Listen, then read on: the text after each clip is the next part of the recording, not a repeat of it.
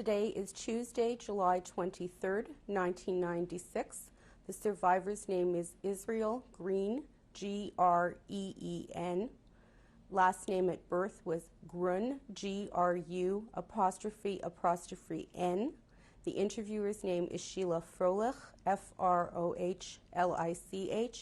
We are in Toronto, Canada, and the language of the interview is English. Today is Tuesday, July 23rd, 1996. The survivor's name is Israel Green, Green. Last name at birth is Grun, Gru''N. Interviewer's name is Sheila Frolich. We are in Toronto, Canada, and the language of the interview is English. Could you please tell us your name and spell it? Israel Green. And could you spell your last name, please? Green. And what was your last name when you were a child? Grün, Gru''N. And where were you born? Fancikova. Could you spell that, please? Fancikove. In which country? It was Czechoslovakia. And when were you born? 1911, November the 27th. Okay, very good. Could you tell us a little bit about your childhood? Childhood? Mm-hmm. As far as I remember, I went to Cheder. Cheder is a Hebrew word. It's a Jewish school, what we had in Europe. I started Cheder when I was maybe 5 years old. Then the whole day, usually there was no facilities to eat there, only what we took from home. So we took from home a piece of bread, if there was bread.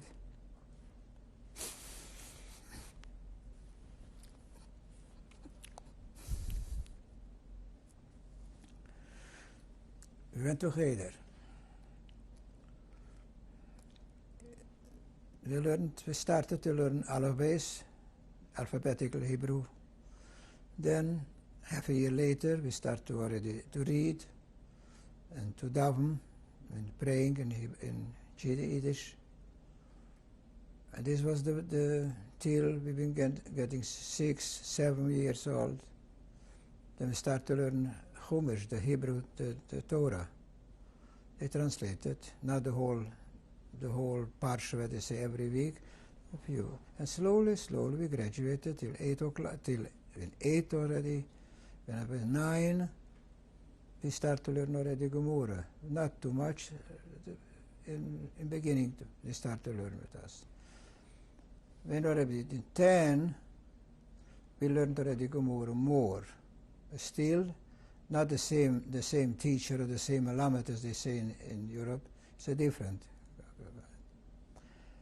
By 11, we went to the Cheder in the mornings already, early in the morning. Early in the morning could be 5 o'clock, 5:30, 6 o'clock. We woke up, we went there. There wasn't any lightning or any pickup trucks or cars, whatever, nobody.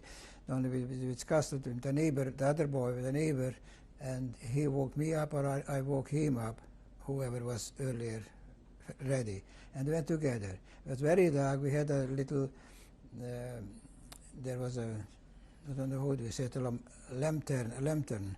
This was by hand, and you put in a candle, and this was the lightning bank. But usually, most of the windows from this lantern, the glasses was broken. There was no money to replace it. So we've been going to Cheder. We come to Cheder, we start to daven, 11 years already, again learning the whole day learning. We took something home, with us, something, lunch, whatever there was, and we stayed the whole day there.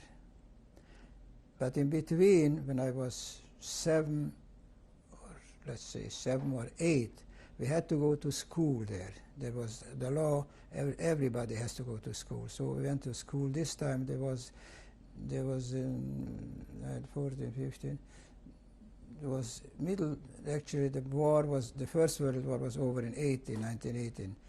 I can't remember that they, no, not Hungarian, they teach us Ukrainian, Russian alphabet, Russian reading. So that's what we did in school. And then we had a Hebrew, there was a Hebrew teacher, and they gave us Hebrew classes. We didn't need his Hebrew classes, but this was the law from the government that everybody has to go to this teacher for his religion. But we know more than the teacher because we went cheder, we learned a lot of these things. And to tell you too much about when I was young, my childhood, I don't know. I just looked and looked and looked and was thinking how we get out of it, how to get out of this and how to get out of this. I saw the Panusa, the livelihood for the parents was very tough, very, very, very tough. And should I tell you about my bar mitzvah? We can talk about it. What was the mitzvah? They woke me up in the morning. I don't know what time it was. There was no, I don't think so, there was a clock in the house or a watch or something. We went to the mikveh with my tata.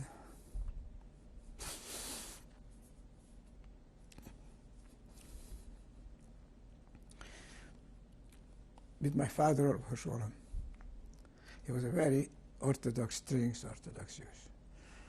Then we went to the baker, and we bought rolls. We took the rolls and break them in two. It was too much for one person to give away. There was no money, only for whatever. Then we went to Mr. Goldberg was on the corner there. He had a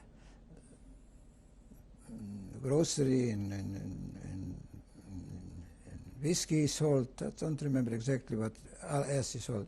Anyway, we went there. And my father went in. I was outside. I didn't know what they talked, how much it cost, how much water he's putting into the whiskey. We come to the shul. They gave me an aliyah, and they gave l'chaim from this half of rolls what they had. This was my bar mitzvah. What were your parents' names? Pardon? What were your parents' names? What were your parents' names? Meyer Hertz was the father's name. And your mother? Esther. And what sort of work did they do? This time I could. He was there is a flour mill, and he was working in the flour mill as he was taking care that people shouldn't steal. They bring in flours and they shouldn't. This type of work, but it was very, very, very tough, very tough.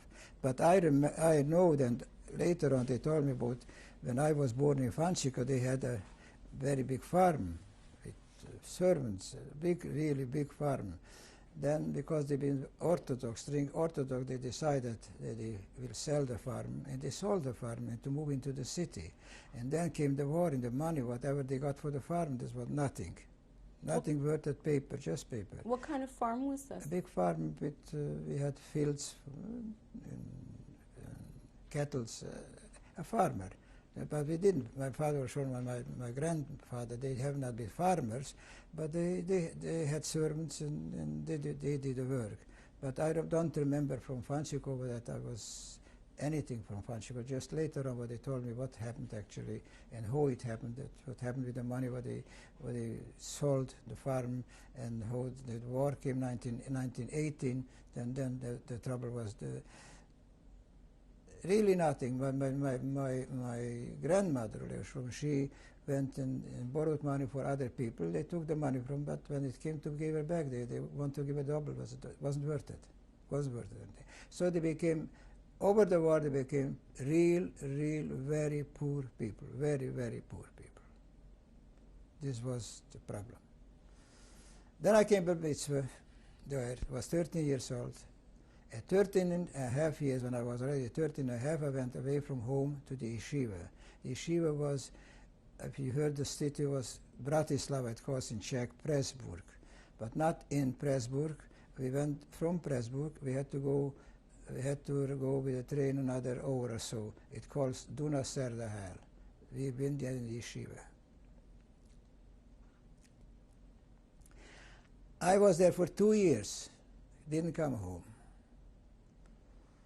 Money they didn't send me. I was eating for 2 years, days. We call it take in the days. That means Sunday was Mrs. Rosenblum. I remember some of them. Monday was Mr. Mishko Wetzler. Tuesday, Peter Wetzler. It was two brothers. And Wednesday, I can't remember this. Friday was Federweiss. Saturday I had a steady Saturday. All these days was the same thing, the next week the same places. Saturday I had a steady because there was a widow Goldstein, they had a pharmacy and drug place, and her husband died young, so she needed some bucher that should make Kiddush, and wonderful, plenty to eat, etc., there at the Friday nights and Saturday. And it started again. In the yeshiva, they needed two boys, two bucherim, to go and wake up the other boys at 4 or 5 o'clock in the morning to start to learn. So I said I would like to have the job. So they gave me the job, and for another boy, from this. We divided the city in two, and I was I woke up every morning. They didn't have to wake me up because, I don't know, if I had a clock, it must be I had some clock for the timing. And I went to knock in the windows, Aufstein, because this is the time. I didn't know exactly the time, maybe, till I get to the end of it. Sometimes every young boys, like this was 40, I was this time 14 and a half, already start to go into 15. So sometimes he came, this is another thing, they came for Herren, that means every Thursday night everybody was ready for the exams for the whole week. Some of them said, oh, I didn't woke up twice because the wecker didn't wake me up. So the Rebbe said it's not true, and he had this. But some days, and I had to wake up the Rebbe too every morning. When I finished, I had to wake him up. Sometimes he was ready already, and there was another from the yeshivas, another young man older than me, and he was waiting for me. I to wake up the Rebbe, just knocked in the window, wait. And then he went with me to all of the places to check if the bucherim are up or not. This was maybe 3 times, 4 times during the half of the year, the season. This was the system. So automatically the boys been afraid, and they woke up because if the Rebbe come and they've been sleeping, then he could learn. I don't know how much. He didn't know what it was. Trouble. So. How many students were at the yeshiva? Pardon? How many? 140, 150 boys. Where were they from? Lot of them was from Zakarpatsk, Ukraine, from Karpat Rus, from this place, from where I am coming. This was Czechoslovakia, but in the Carpathian. Very poor, mostly the poor. They've been happy to come to yeshiva. They had at least what to eat. But we had to learn too, really learn there, because there no half a day English or half a day, there was no English, half a day Hungarian or Czechoslovakian, nothing, just learn. And then came the exams. Strictly, everybody had his place, his corner where to stay.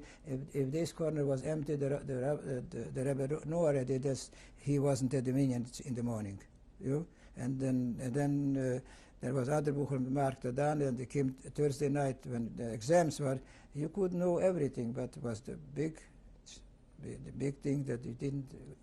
Monday or whatever the day was, you have not been at the minyan. You've been sleeping at home, and then you had problems then.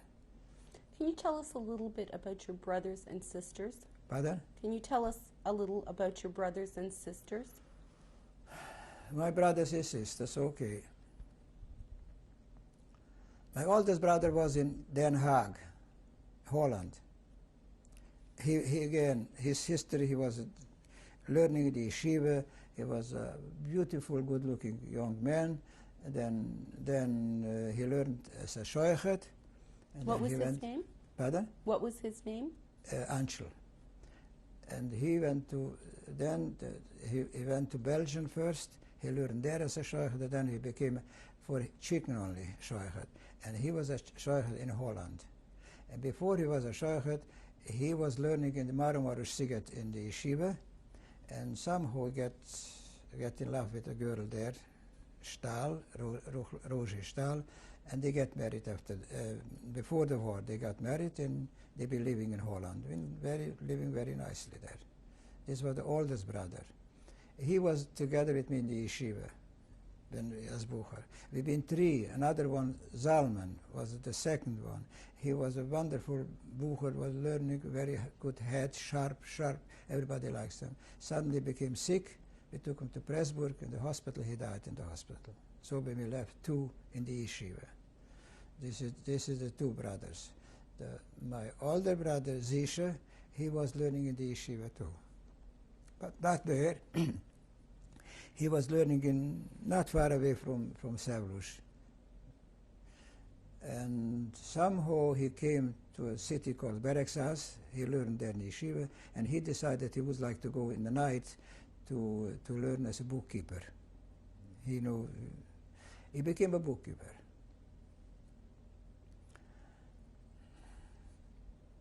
To tell you the story, when he became a bookkeeper, he came to Neuweld, was a big flour mill. He came there to Neuweld as he wanted a job. He looked at him, thought, when did he learn this and what? He showed his credentials from the night schools. During the day, what you have been doing, he said the truth. I'm learning the yeshiva, but I decided would like to have something in my head, to my hands. Anyway, against them for the first week, I asked, what is your pay?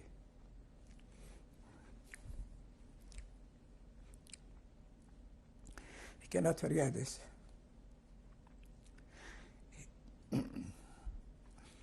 He said, one 80 kilogram of a sack of flour for bread and half a sack for challah. What do you need? I have to every month to send it to my parents.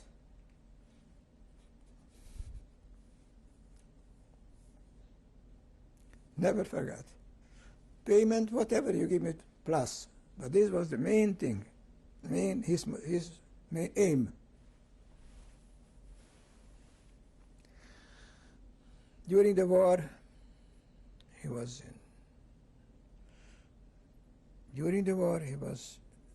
then he married. After Bereksas, he married, and he became an owner of a flour mill in Salish, because the people went bankrupt, and then he had some money already because they gave him a nice nothing, and put in his money, but mainly because he was very honest, and the people went bankrupt, and they looked for somebody they can give it over, perform the flour mill, and he became the owner of the flour mill. And then the whole thing turned already better. We became wholesaler in flour. We made up a flour store, wholesale flours and oil and something for horses. I don't know what to eat, some pogacha, whatever it was. Then we had already bread. Well, different story. This was then another brother. He died. This brother came home from the war, and he was in Israel. He died in Israel in roughly 15 years ago. What was his name? Zisha was his name. He and then came to the concentration camp. They took away his wife, his child, and never came back. He remarried again, and he has 3 children, but he died 15 years ago. Then this is the younger brother, Joseph. He was in Romania. I was in the concentration camp. He was single. He came back, he married. He was in Romania. He was a big shot there. He's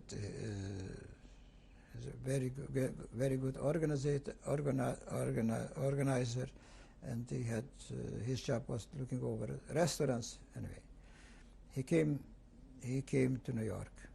He's in New York 4 years. Now they had 2 operations. Right now he's sick. He has a daughter, a doctor, a children's doctor. He has a son, is a dentist. But mostly I helped to help him. This is the end of the brothers and sisters. Sisters, there was one was the oldest was Rogie. She went to Belgium. She was there for working there, and then came to concentration camp. She was married as a child, and they took her away to Riga. My other sister, Suri, she went through the concentration camp. She lives in Israel. Another sister, her husband died at home, and then they left her home because her husband died. Not that it was in forced labor, but a Hungarian. And then they looked for her. She was hiding till the war was over. No, she remarried again, and she lives. And her husband died again, the second one, and she lives in Frankfurt, Germany. This is the second one. The third sister was Suri, she lives in Israel. She married, went through the concentration camp. Her husband died already. And another sister, Fraidu, she lives in Vienna. Her son lives in New York, and they're okay. And another sister I have here, her husband died. She went through the concentration camp. She came home, and she lives here. This is the story of the family from my side. What was your family like when you were a child? What do you remember of your family? I didn't get you. What do you remember of your family when you were a child? Jan Toiven. From my childhood, I remember just very bad things. The poor, because we were so poor that you cannot remember a happy. I don't say that wasn't a happy house inside. The house, the children were happy. Even there was only 5 times a week beans, whatever the cheapest, whatever. But happiness was smart, intelligent. Look, all my sisters, they are really intelligent, really smart, really good looking, all these things.